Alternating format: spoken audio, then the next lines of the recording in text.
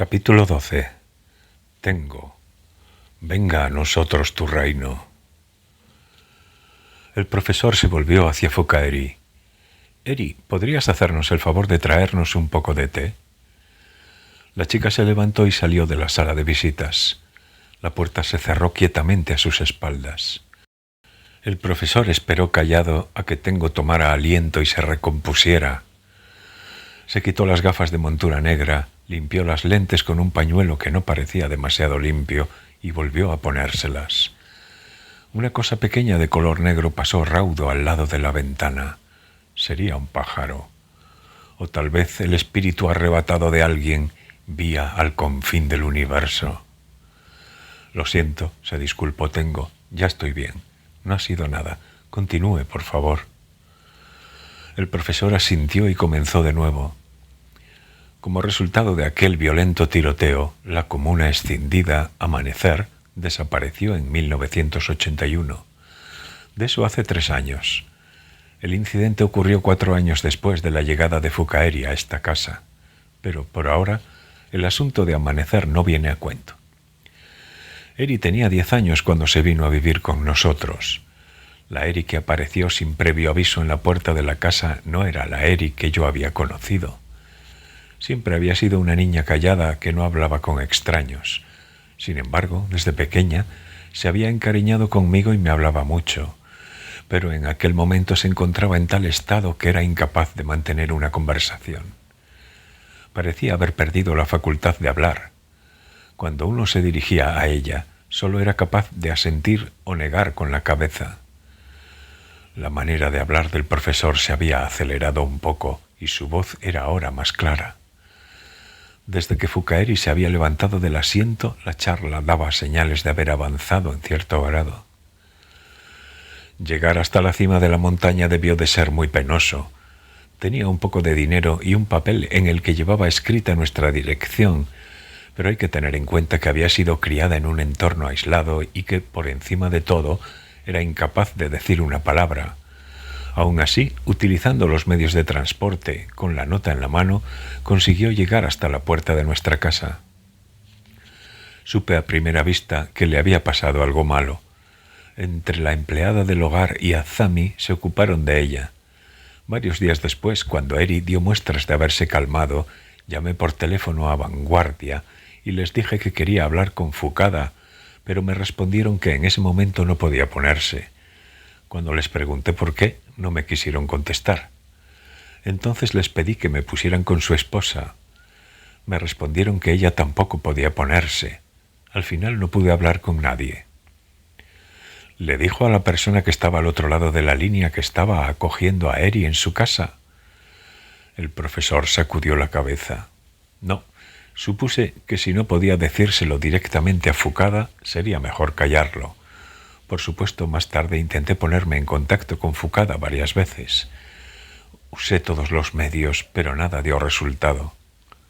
Tengo frunció el ceño. ¿Quiere decir que en estos 7 años no ha logrado ponerse en contacto con ellos ni una sola vez? El profesor asintió. Ni una noticia de ellos durante 7 años. ¿Y los padres de Eri no la han buscado durante todo este tiempo? Pues la verdad es que es incomprensible, porque para el matrimonio Fukada era lo más valioso, lo que más querían en este mundo. Y si Eri estaba en algún lugar, tenía que ser necesariamente en mi casa. Ambos habían roto la relación con sus familias y Eri no ha llegado a conocer a sus abuelos. Nosotros éramos los únicos en quienes podía confiar. Es más, ellos mismos me habían dicho que, si pasara algo, Eri acudiría a nosotros. Sin embargo, no se han puesto en contacto conmigo. Parece mentira. Hace un momento ha dicho que Vanguardia es una comuna transparente, ¿no?, preguntó Tengo. En efecto, desde su creación, Vanguardia siempre funcionó como una comuna transparente. Pero poco antes de que Eri hubiera huido, Vanguardia empezó a romper progresivamente sus relaciones con el exterior.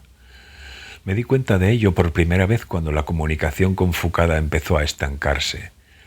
A Fukada le gustaba mucho escribir cartas y siempre me enviaba largas misivas en las que me hablaba de lo que ocurría dentro de la comuna y de sus sentimientos íntimos.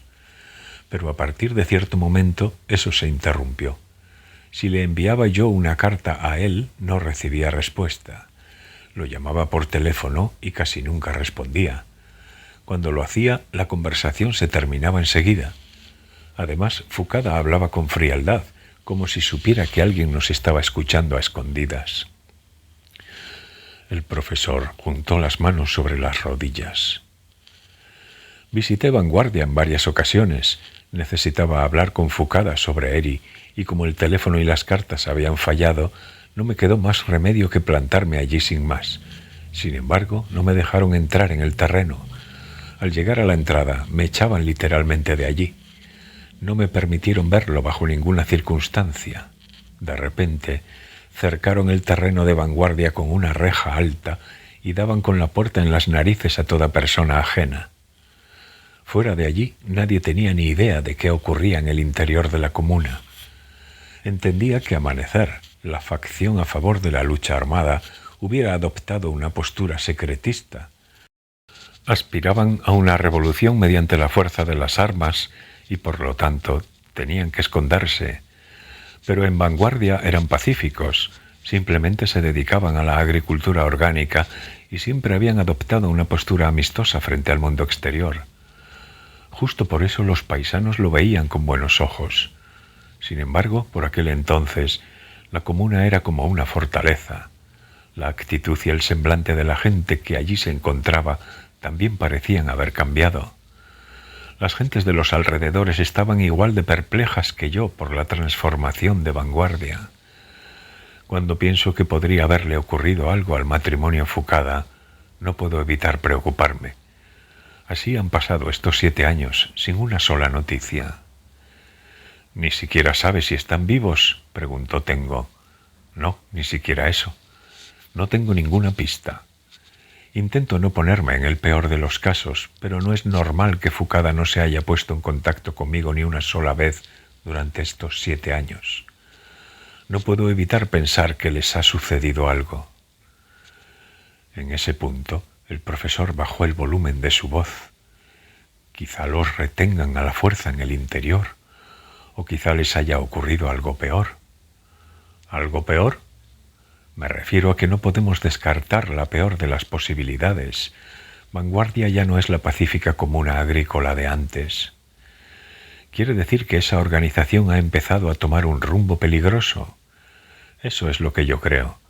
Según la gente de la zona, parece ser que el número de personas que entra y sale de Vanguardia ha aumentado mucho. Incluso hay coches que entran y salen a menudo, muchos de ellos con matrícula de Tokio.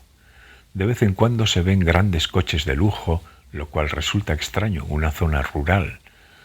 Al parecer, el número de miembros de la comuna también ha aumentado de forma vertiginosa. Han construido más edificios e instalaciones y los han equipado. También están comprando activamente los terrenos colindantes a bajo coste y están metiendo tractores, excavadoras y hormigoneras. Continúan con las labores agrícolas igual que antes, y eso debe de ser una valiosa fuente de ingresos. Las hortalizas de la marca Vanguardia son cada vez más conocidas y las envían directamente a los restaurantes y otros locales en donde se ofrecen productos frescos. También tienen contratos con supermercados de lujo.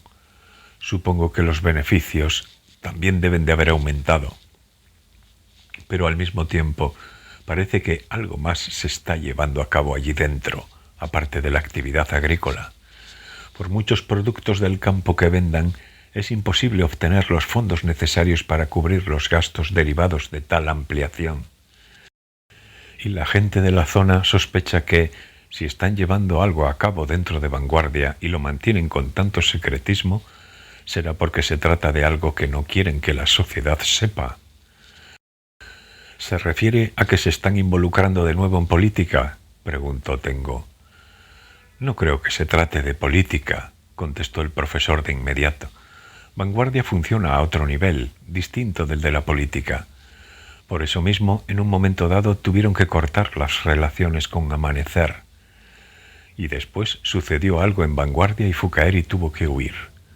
Sucedió algo, dijo el profesor.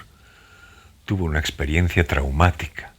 tanto como para abandonar a sus padres y escaparse ella sola, pero Eri no nos ha contado nada. ¿No será que tuvo un shock, que le han causado una herida en el corazón o que es incapaz de explicarlo con palabras? No, no tiene pinta de haber recibido un shock, de que le tenga miedo a algo o de que esté preocupada por haber dejado a sus padres y haberse quedado sola. Se trata de mera impasibilidad.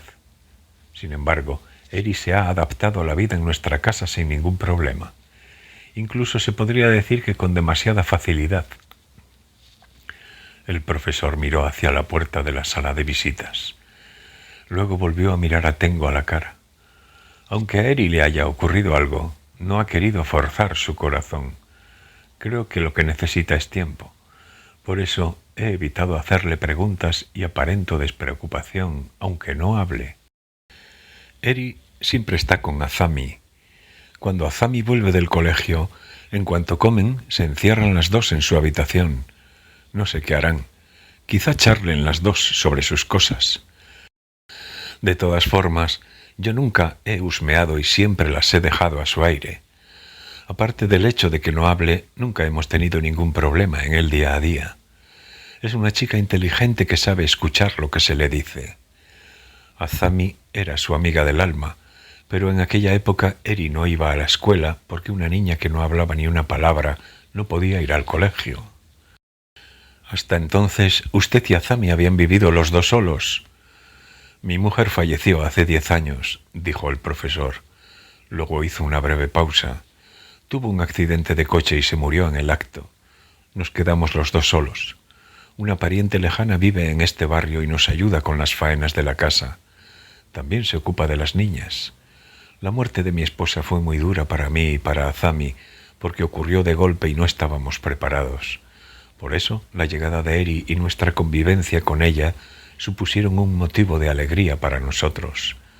Aunque no hablara, solo el hecho de tenerla junto a nosotros ya hacía que nos sintiéramos extrañamente más tranquilos. Durante estos 7 años, Eri ha ido recuperando el habla, aunque haya sido de forma paulatina. Su capacidad para hablar ha mejorado visiblemente respecto a cuando llegó a nuestra casa. Supongo que a los demás esa manera de hablar les parecerá anormal y extraña, pero para nosotros ha hecho grandes progresos. ¿Ahora no va al colegio? No, no va. En estos momentos solo está matriculada. Realmente es imposible que continúe con la vida escolar, así que algunos alumnos que vienen a casa y yo somos los que le damos clases particulares cuando tenemos tiempo libre. Sin embargo, como al fin y al cabo no es más que un revoltijo, no se puede decir que se trate de una educación sistematizada.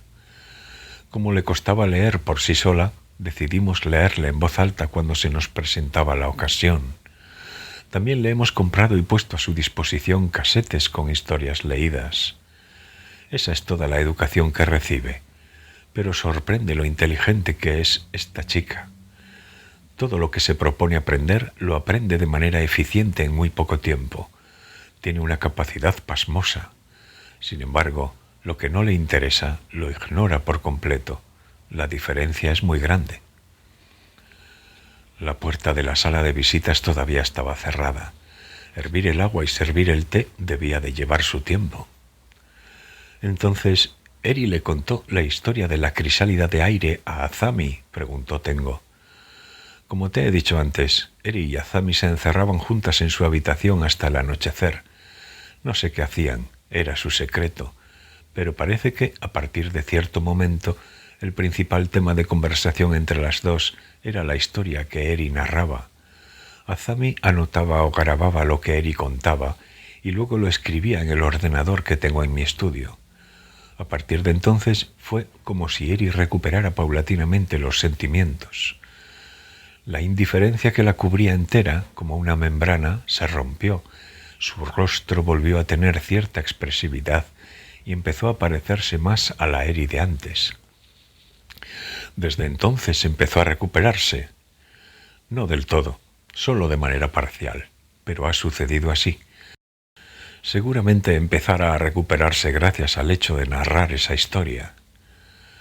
Tengo reflexionó sobre ello. A continuación cambió de tema. ¿Ha hablado con la policía sobre la ausencia de noticias de los Fucada? Bueno, fui a la policía local. No les hablé de Eri, pero les dije que hacía tiempo que me era imposible ponerme en contacto con unos amigos que estaban dentro de la comuna y que me preguntaba si no en aquel momento retenidos. Sin embargo, en aquel momento la policía no podía hacer nada. El terreno de Vanguardia era propiedad privada y, sin pruebas de que estuviera cometiéndose un acto delictivo, no podían poner un pie en el interior. Por más que hablara con ellos, no iban a intervenir. Y en 1979 conseguir una orden de investigación era prácticamente imposible. De repente, el profesor negó varias veces con la cabeza, como si se hubiera acordado de algo. ¿Ocurrió algo en 1979?, preguntó Tengo. Ese año, Vanguardia obtuvo la autorización de comunidad religiosa con personalidad jurídica. Tengo perdió el habla durante un instante. Comunidad religiosa con personalidad jurídica. La verdad es que resulta sorprendente, dijo el profesor. De la noche a la mañana, Vanguardia se convirtió en Vanguardia Comunidad Religiosa con Personalidad Jurídica. El gobernador de la prefectura de Yamanashi les concedió una autorización oficial. Una vez que se tiene el título de comunidad religiosa con personalidad jurídica, es muy difícil que la policía pueda entrar para investigar, porque amenazaría la libertad de credo garantizada por la Constitución. Además, parecía que Vanguardia había dejado a una persona encargada de los asuntos legales y estaba adoptando una posición defensiva bastante firme. La policía local no podía competir con ellos. Yo también me quedé pasmado cuando la policía me contó lo de la comunidad religiosa con personalidad jurídica. Al principio no me lo creí, fue como si me hubieran dado una bofetada, y aún después de que me hubieran enseñado los correspondientes documentos y de haber comprobado la realidad con mis propios ojos, me costó asumirlo. Mi amistad con Fucada venía de lejos. Conocía su personalidad y su forma de ser. Como me había dedicado a la antropología cultural, mi relación con la religión no era superficial, pero él, a diferencia de mí, era un hombre político hasta la médula, un hombre que se regía por la lógica. Más bien sentía una aversión fisiológica hacia todas las corrientes religiosas.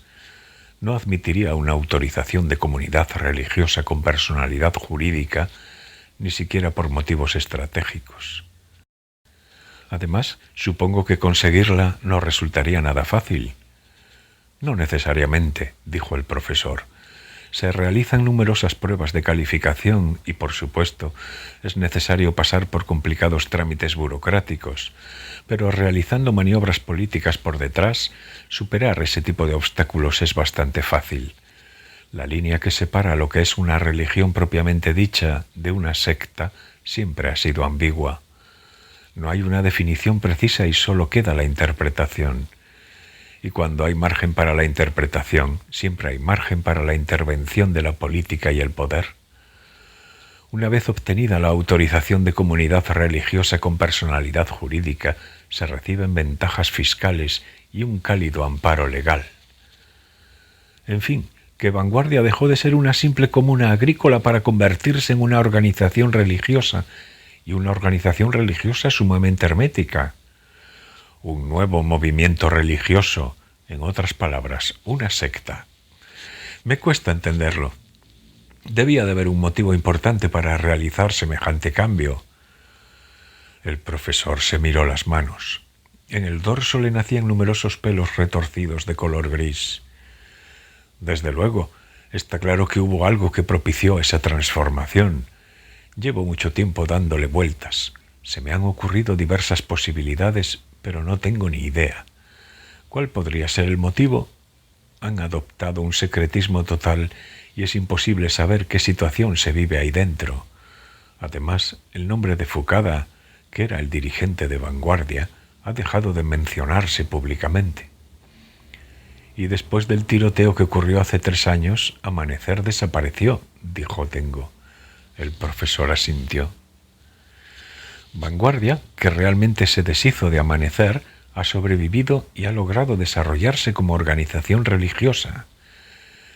Quiere decir, en definitiva, que el incidente del tiroteo no supuso ningún perjuicio para Vanguardia, ¿verdad? Eso es, dijo el profesor. Al revés, incluso les sirvió de propaganda. Son unos tipos listos. Supieron sacar provecho de la situación, pero, sin embargo, eso ocurrió después de que Eri hubiera abandonado Vanguardia. Como te dije antes, no creo que tenga una relación directa con ella. Parecía necesario cambiar de tema.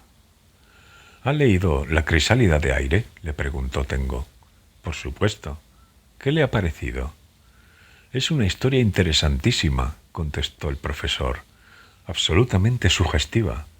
Pero, para serte franco, no entiendo qué sugiere. ¿Qué significa la cabra ciega? ¿Qué quieren decir la Little People y la crisálida de aire? ¿No cree que la historia puede aludir a algo concreto que Eri haya vivido o de lo que Eri haya sido testigo en Vanguardia? Tal vez, pero me resulta difícil discernir hasta dónde es realidad y hasta dónde ficción. Se puede leer como una especie de relato mitológico o como una ingeniosa alegoría. Eri me dijo que la Little People existía en la realidad. Al escuchar aquello, el profesor se quedó un buen rato con cara de circunstancia. Es decir, ¿que crees que la historia narrada en la crisálida de aire ocurrió en la realidad? Tengo sacudió la cabeza. Lo que quiero decir es que la historia está narrada con minuciosidad y con un nivel de detalle extremadamente realista y que, para una novela, eso es un punto fuerte. Y al reescribir la historia con tu propio estilo, siguiendo la línea del argumento, pretendes dar una forma más clara a ese algo sugerido. ¿Me equivoco? No, siempre que salga bien, claro. Mi especialidad es la antropología, dijo el profesor. Ya no soy un estudioso, pero el espíritu de la disciplina siempre me acompaña. Uno de los objetivos de la antropología es relativizar las imágenes particulares que poseen los individuos, encontrar en ellas elementos comunes universales a todos los seres humanos y luego devolvérselos como feedback al individuo. De esta manera es posible que la persona obtenga una posición dentro de algo a lo que pertenece sin dejar de ser autónomo. ¿Entiendes a qué me refiero? Creo que sí. Probablemente sea la misma operación que se te pide a ti. Tengo extendió las manos sobre las rodillas. Parece difícil, pero vale la pena intentarlo. Yo ni siquiera sé si estoy capacitado para hacerlo. El profesor lo miró a la cara. En sus ojos brillaba una luz especial. Lo que quiero saber es qué le ocurrió a Eri en Vanguardia y qué le ha deparado el destino al matrimonio Fukada. Durante los últimos 7 años he hecho todo lo posible por esclarecerlo, pero al final no he encontrado ni una sola pista. El muro que me bloqueaba el camino era inexpugnable. Quizá la clave para resolver el misterio se esconda dentro de la historia de la crisálida de aire. Si existe esa posibilidad, por ínfima que sea, quiero jugármela por ella. No sé si estás capacitado o no, pero sientes una gran estima por la obra y estás metido hasta el fondo en ella. Puede que eso te capacite. Hay algo que quiero que, sin dudarlo, me confirme. ¿Sí o no?, dijo Tengo. Para eso he venido hoy aquí. ¿Me da su permiso para que corrija la crisálida de aire? El profesor asintió. A mí también me gustaría leer tu versión de la crisálida de aire. Eri parece confiar plenamente en ti. No tiene a nadie más como tú, a excepción, por supuesto, de Azami y yo. Así que puedes intentarlo. Dejo la obra en tus manos. Es decir, que la respuesta es sí. Cuando cesó la conversación, un silencio plomizo invadió la sala, como si el destino lo hubiera querido así. Justo en ese instante, Fukaeri entró con el té, como si hubiera calculado el momento en que la charla se iba a acabar. El camino de regreso lo hizo solo. Fukaeri salió a pasear al perro. Llamaron a un taxi para que llegara justo a la hora del tren y él fue hasta Futamatao. Luego se cambió a la línea Chuo en Tachikawa. En la estación de Mitaka, una madre y su hija se sentaron frente a él. Iban muy bien arregladas. La ropa que se habían puesto no era cara o recién comprada, en absoluto, pero estaba limpia y se veía cuidada con esmero. Las partes blancas eran de un blanco impoluto y estaba bien planchada. La hija iría a segundo o tercero de primaria. Era una niña guapa de ojos grandes. La madre, delgada, llevaba el pelo recogido atrás, tenía unas gafas de montura negra y llevaba una bolsa descolorida de tela gruesa. La bolsa parecía repleta de algo. Ella también era bastante guapa, pero a ambos lados de los ojos afloraba un cansancio psicológico que la hacía parecer más vieja de lo que probablemente era. A pesar de ser tan solo mediados de abril, llevaban un parasol.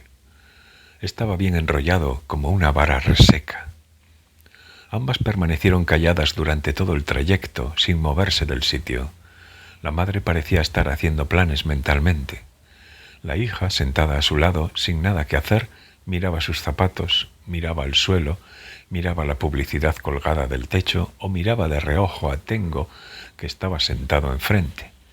Parecía sentir curiosidad por su corpulencia y sus orejas arrugadas.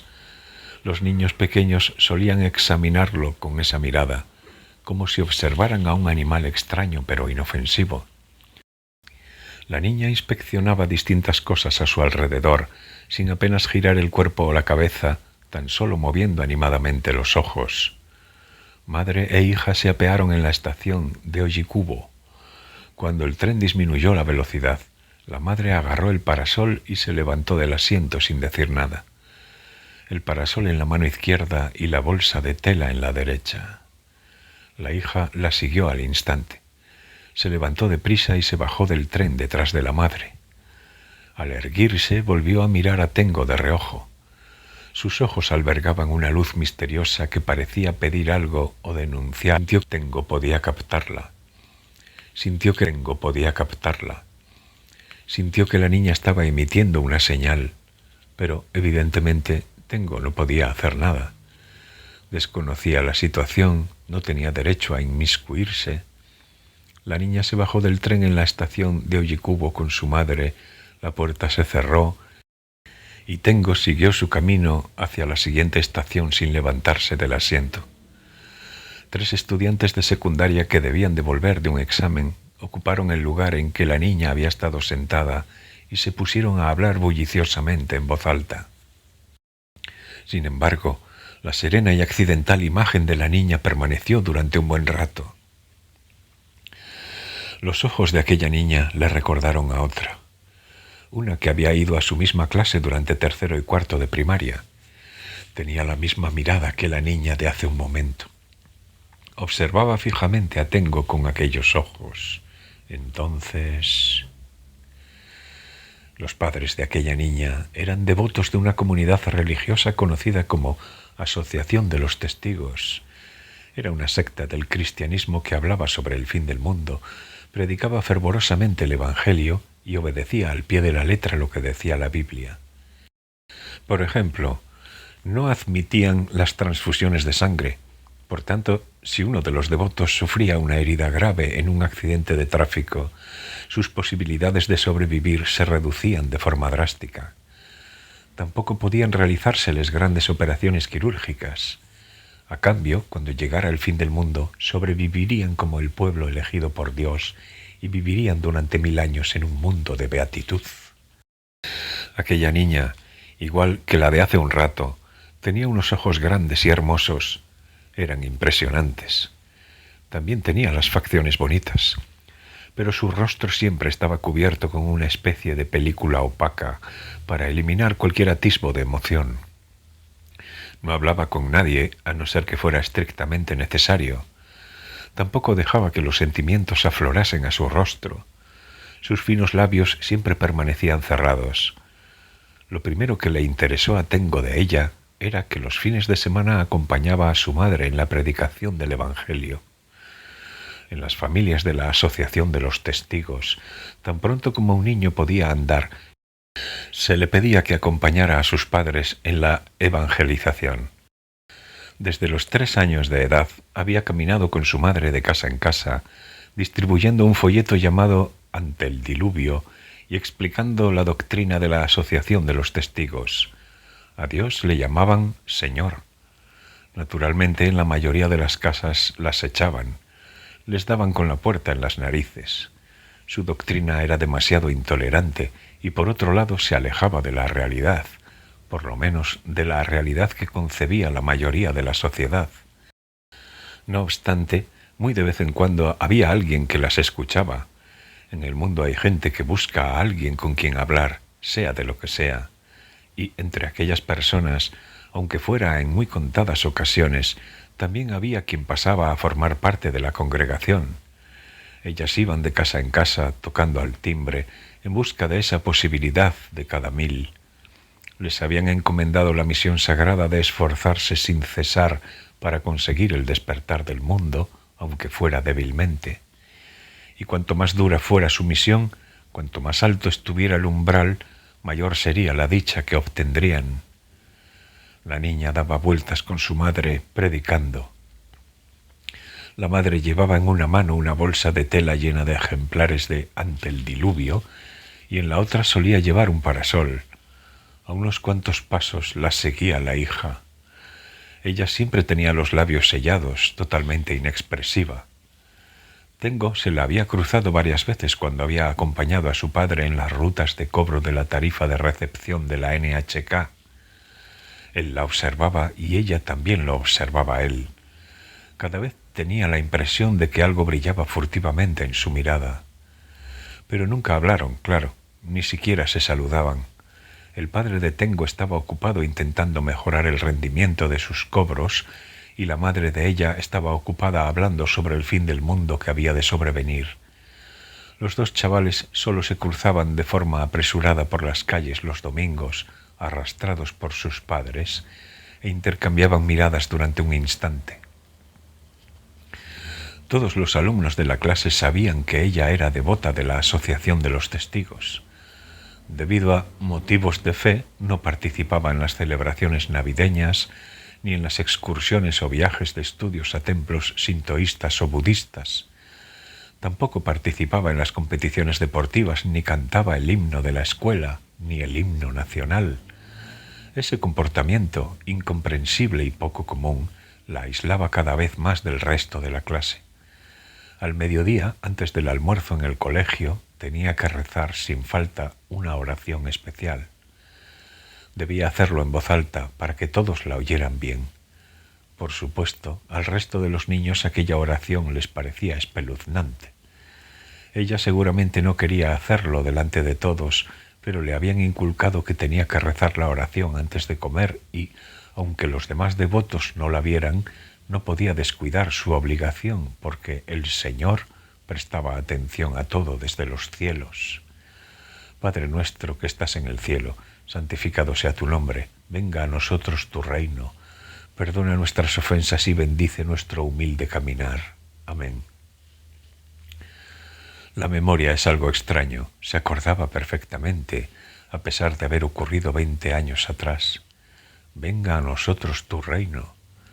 Cada vez que escuchaba esa oración, el Tengo estudiante de primaria se preguntaba, ¿qué clase de reino será ese? ¿Tendría NHK? Seguro que no. Y si no había NHK, lógicamente tampoco había cobro. Por lo tanto, sería mejor que ese reino llegara cuanto antes. Tengo nunca se había dirigido a ella, ya que, aunque iban a la misma clase, no había tenido ninguna ocasión de hablarle directamente. Ella siempre estaba sola, apartada de los demás, y no hablaba con nadie a no ser que fuera necesario. No era el ambiente más propicio para acercarse a ella y dirigirle la palabra, pero en su corazón Tengo la compadecía. Además tenían en común puerta llamando a los timbres, puerta en puerta llamando a los timbres.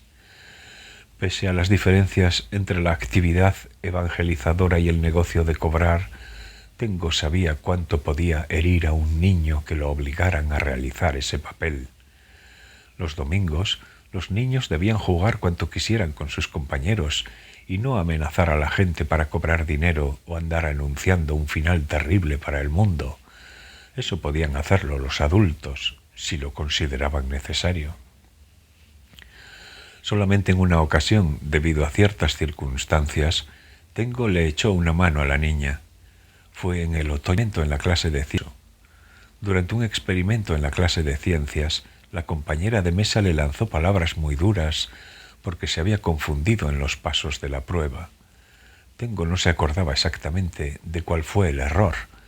En ese momento, un niño se burló de ella porque predicaba el Evangelio para la Asociación de los Testigos, porque iba de casa en casa repartiendo estúpidos panfletos. Entonces el niño la llamó Señor. Aquello era algo inusual, puesto que normalmente, en vez de meterse con ella o burlarse, lo que hacían era tratarla como si no existiera o ignorarla por completo. Pero en actividades en grupo, como los experimentos de ciencias, no podían excluirla. Las palabras que le lanzaron en aquella ocasión eran igual que dardos cargados de veneno. Tengo, que estaba en el grupo de la mesa de al lado, fue incapaz de hacer oídos sordos. No sabía por qué, pero no podía quedarse así, sin hacer nada. Fue hasta allí y le dijo que se pasara a su grupo. Lo hizo de manera casi impulsiva, sin reflexionar, sin titubear. Entonces le explicó amablemente el truco del experimento. Ella escuchó con atención lo que Tengo le decía. Lo asimiló y no volvió a cometer el mismo error. Aquella fue la primera y la última vez, después de 2 años en la misma clase, que habló con ella. Tengo sacaba buenas notas y era grande y fuerte, todos le respetaban. Por eso nadie se burló de que la hubiera protegido, al menos delante de él. Pero como había ayudado a Señor, su valoración entre la clase pareció descender calladamente 1 punto en la escala. Debían de creer que, al haberse mezclado con aquella muchacha, le había contagiado un poco de su tiña. Pero a Tengo le daba igual, porque sabía que ella era una niña normal y corriente. Si sus padres no hubieran pertenecido a la Asociación de los Testigos, habría crecido como cualquier otra niña normal y todos la habrían aceptado. Seguro que tendría buenos amigos. Pero por el simple hecho de que sus padres fueran miembros de esa comunidad, en la escuela la trataban como si fuera invisible. Nadie le dirigía la palabra, ni siquiera la miraban. A Tengo le parecía sumamente injusto. Después de aquello, Tengo y la niña no volvieron a hablarse. No les fue necesario hacerlo, ni tuvieron la ocasión. Sin embargo, cuando por un azar sus miradas se cruzaban, en la cara de la niña afloraba el color de cierto nerviosismo. Tengo se daba cuenta. Quizá le había molestado que se hubiera dirigido a ella durante aquel experimento de ciencias. Tal vez la había irritado y ella hubiera preferido que la dejara en paz. Tengo era incapaz de hacerse una idea al respecto. Todavía era un niño y no sabía leer la sutil actividad de la mente en el semblante de los demás. Entonces, un buen día, ella lo agarró de la mano. Fue en una tarde despejada de principios de diciembre. Al otro lado de la ventana se veía el cielo claro y una nube blanca y recta. Casualmente, después de la limpieza del aula, al acabar las clases, ella y Tengo se habían quedado solos. No había nadie más. La niña atravesó el aula con paso ligero, como decidida a hacer algo, fue junto a Tengo y se quedó de pie a su lado. Luego le agarró la mano sin titubear y levantó la cabeza para mirarlo fijamente a la cara. Tengo era 10 centímetros más alto que ella. Él también la miró a ella, sorprendido. Sus miradas se encontraron. Tengo sintió en los ojos de ella una profundidad diáfana que nunca antes había visto. Ella lo tuvo agarrado de la mano en silencio durante un buen rato, con fuerza, sin aflojar ni un solo instante. A continuación lo soltó de golpe, agitó el bajo de la falda y salió corriendo a toda prisa del aula. Tengo se quedó allí plantado durante un rato, desconcertado y sin habla. Lo primero que pensó fue que esperaba que nadie los hubiera visto. Si los hubieran visto, ni se imaginaba la que podría montarse. Miró a su alrededor y respiró aliviado. Luego sintió una profunda turbación. La madre y la hija que habían viajado sentadas frente a él desde la estación de Mitaka hasta la de Ollikubo, quizá fueran devotas de la Asociación de los Testigos. A lo mejor iban a predicar el Evangelio como cada domingo. La bolsa de tela hinchada parecía estar llena de panfletos de Ante el diluvio. El parasol que llevaba la madre y la luz que chispeaba en los ojos de la niña le recordaban a la niña taciturna de su clase. No, puede que no fueran fieles de la Asociación de los Testigos, sino simplemente una madre y una hija normales y corrientes de camino a alguna clase. En la bolsa de tela llevarían partituras de piano, un set de caligrafía o algo por el estilo. Soy yo, que ando demasiado sensible, pensó Tengo. Luego cerró los ojos y tomó aliento, poco a poco. Los domingos el tiempo transcurría de una manera extraña y todo a su alrededor se deformaba de una manera extraña.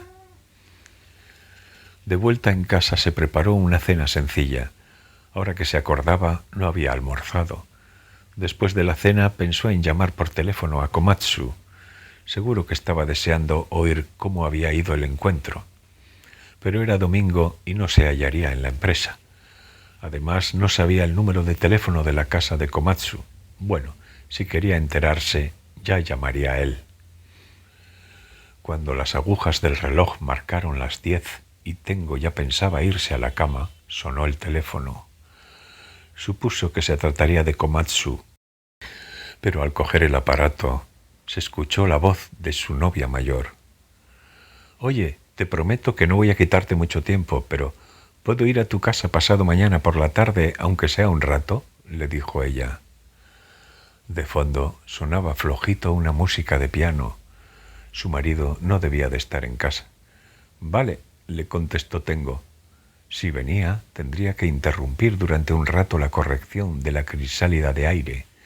Sin embargo, al escuchar su voz, Tengo se dio cuenta de que deseaba intensamente el cuerpo de ella. Colgó el teléfono, fue a la cocina, se sirvió un vaso de Wild Turkey y se lo bebió a pelo, de pie, delante del fregadero. A continuación se metió en la cama, leyó unas cuantas páginas de un libro y se durmió. El largo y extraño domingo de Tengo anunciaba así su fin.